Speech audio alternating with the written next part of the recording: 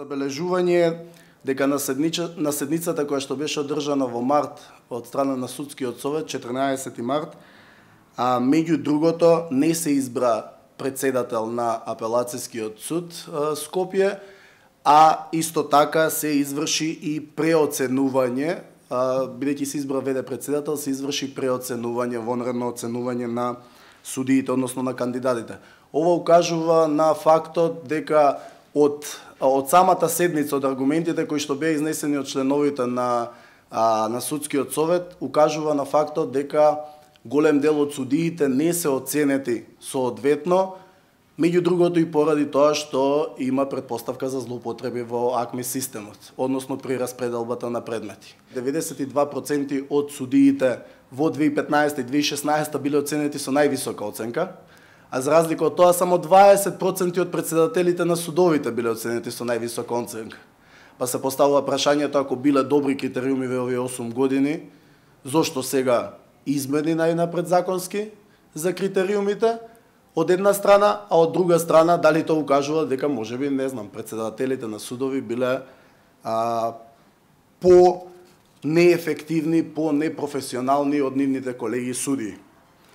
Исто така, тоа го поврзувам и со АКМИ системот и она што го потенцираше Прибеа, тоа е дека ние како граѓански организации и вие како новинари треба да притиснеме сите институции што поскоро да го истражат до крај она што се нарекува злоупотреба на АКМИ системот.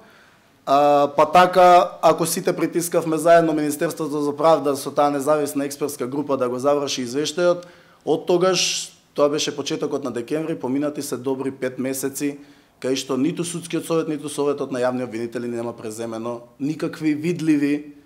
чекори. Може би имаат преземено некои чекори, се преземаат, кажуваат, се формираат комисии, меѓутоа видливи резултати ние се уште не можеме да видиме.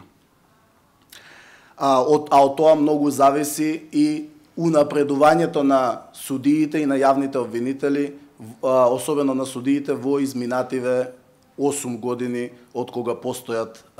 критериуми претворени, засновани во бодови. Кога се разгледуваа кандидатите, имаше повеќе кандидати, ако добро се сеќавам 14 беа, меѓутоа не ме фаќате за збор,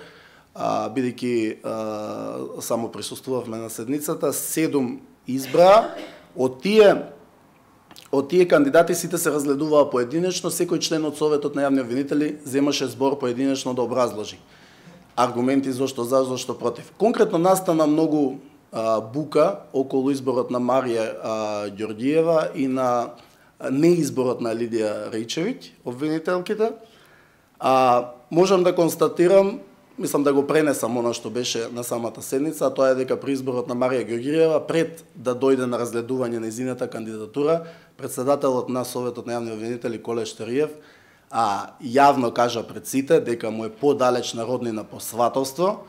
и дека нема да учествува во гласањето, нема ниту да зема никаков збор, ќе гласа воздржано, а е присутен на самата седница исклучиво само поради обезбедување на кворум. Имаше и други членови на Советот на јавни обвинители кои во тој момент имаа смртен случај, ама присуствуваа на таа седница токму за да направат избор на обвинители. Така што, ако се тргнува од она што значи конфликт на интереси и се останато,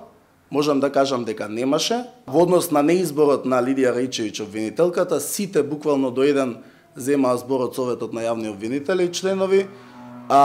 освен сите се произнесува зошто гласа не на крај можеше нели да се види да се изброи, освен членот на Советот на јавни обвинители Фиданка Раевска, која што не зема ниту збор, туку на крајот само кажа дека гласа воздржано. Changing in behavior или промена на однесувањето што го констатира Европската Унија, токму е потребно и на Советот на јавни обвинители и на Судскиот совет, во насока на тоа дека и да нема доволно законски услови, и да нема доволно јасни законски одредби, нивната проактивна улога треба да биде основна, тие да ја информираат јавноста, за да не дојде до вакви ситуации, да организираат пресконференции, разни други начини на информирање на медиумите и на јавноста, на граѓаните, со цел да се врати довербата во судството и исто така во јавното обвинителство, а сите оние недостатоци кои што ги има функционални, дали од аспект на буџетски средства или од аспект на капацитети, треба да јавно да ги бараат и да се обратат до соодветните институции. Она што е исто минус во целиот овој процес во однос на судските реформи е тоа што доснеа законите за судови, знаете добро. На 2 април беше закажано прво читање, требаше до 31 март согласно планот на владата да бидат завршени, да бидат усвоени во собрание.